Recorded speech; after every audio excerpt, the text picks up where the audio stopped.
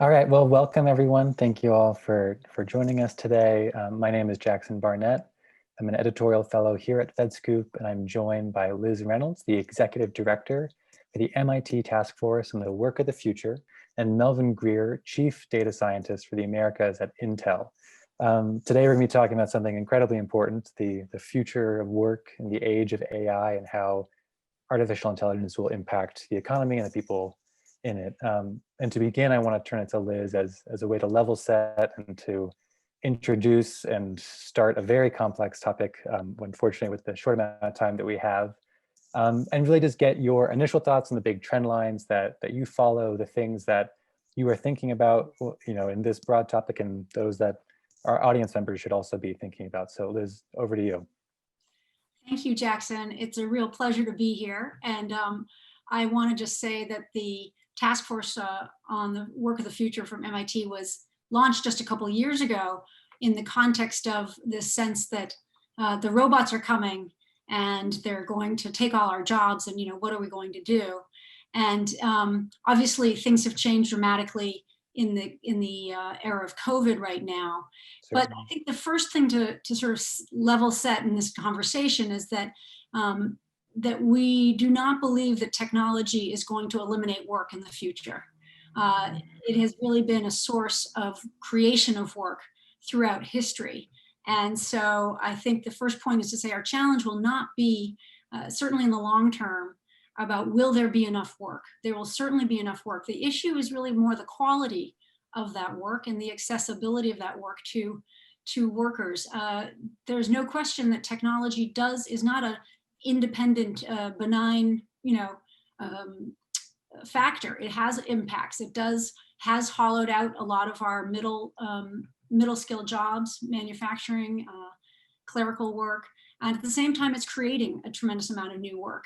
So the first point is, that's not our big challenge. Our challenge will be more about how do we support workers through transitions. The other point to make is that for all of the new and exciting things going on with AI and robotics, with data science, et cetera, this technologies are more evolutionary than revolutionary.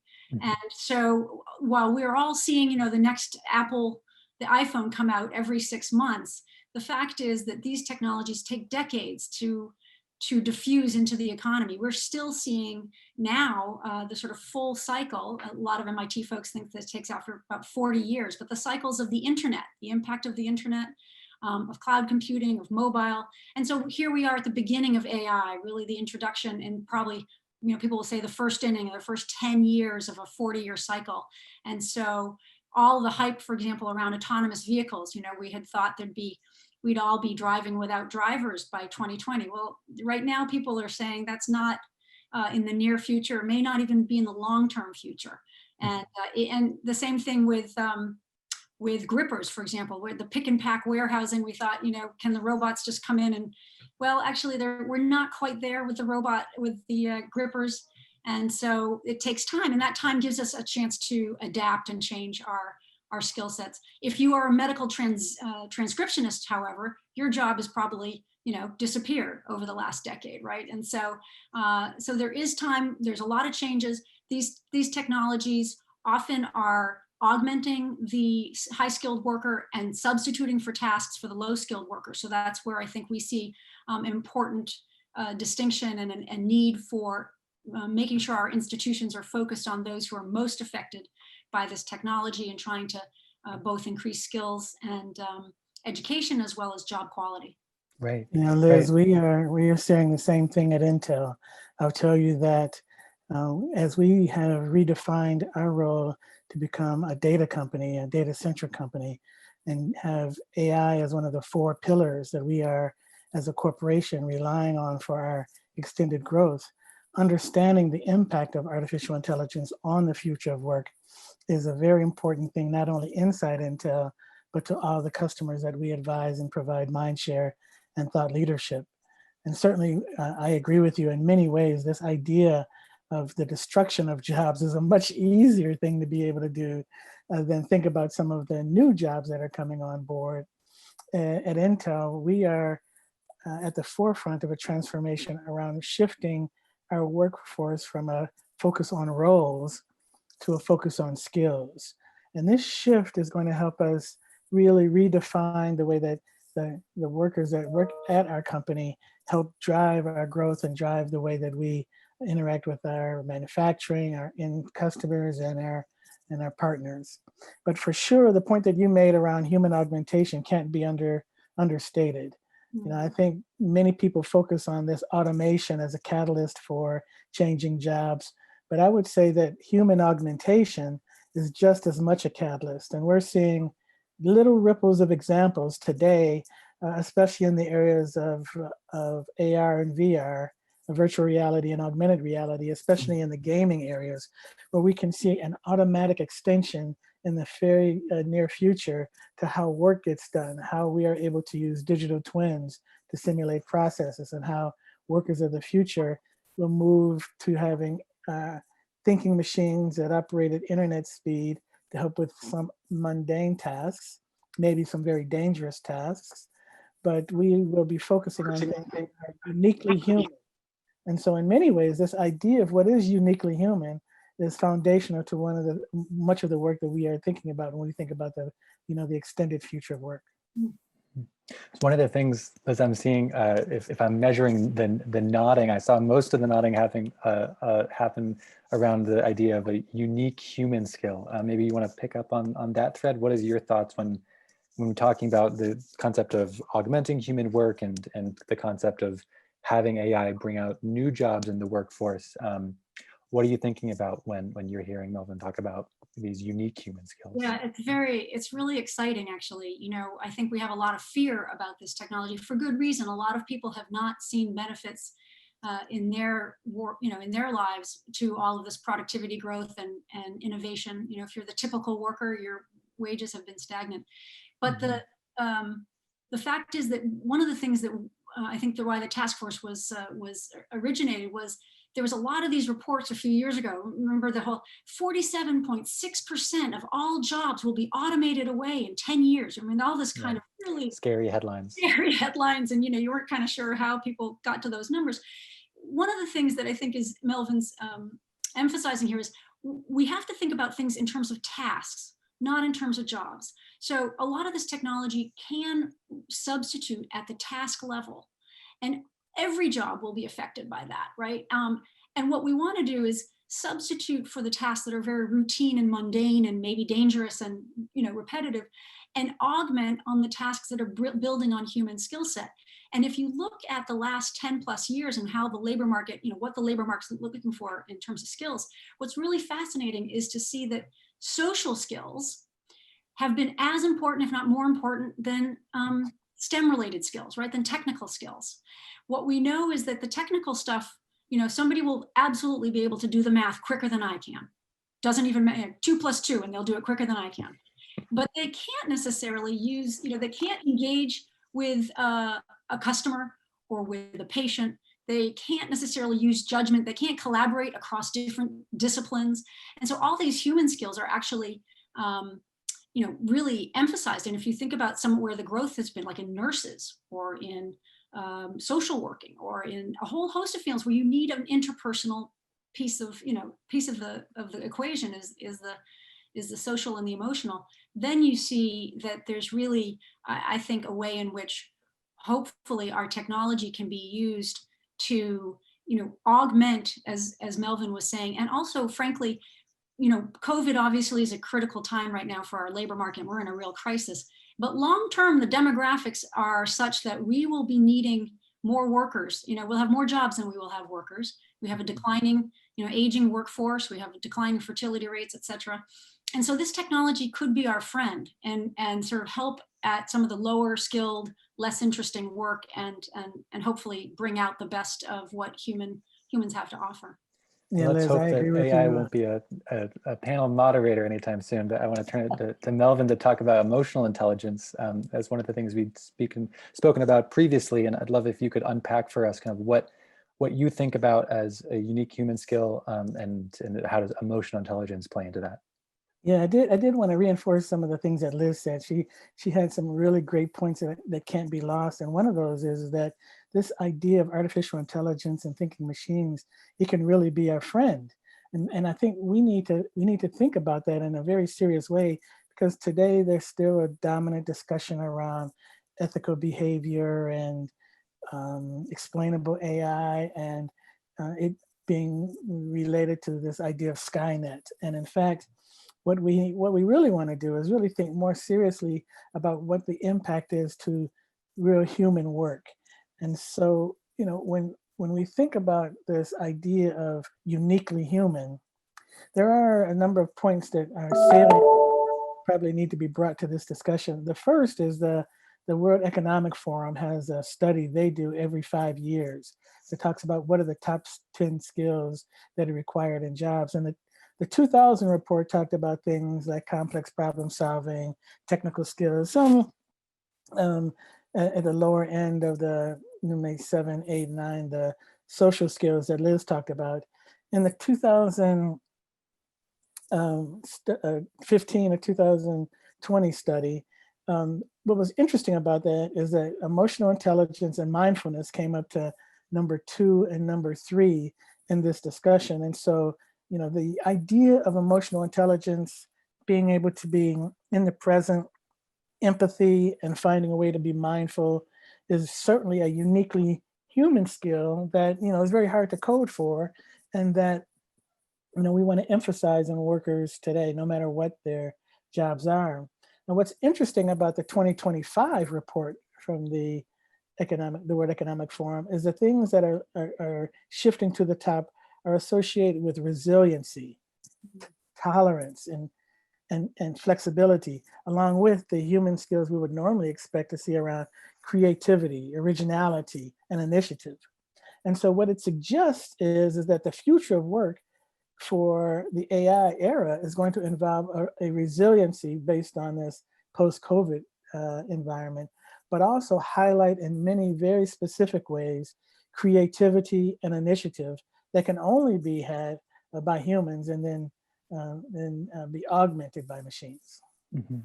So one thing we also previously talked about is whether emotional intelligence kind of is a skill that can be developed, or something that is you're born with.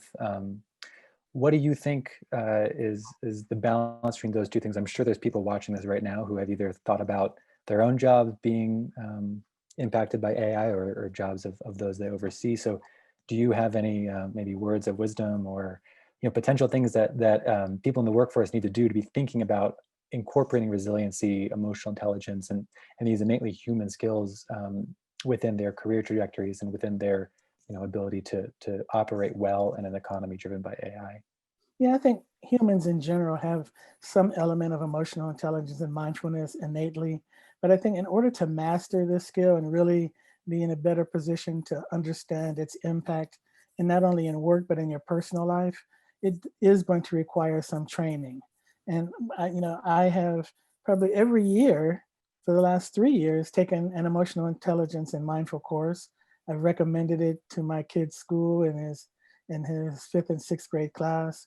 I think what we'll see is that people are going to spend more time learning how to calm down and relax and be in the present.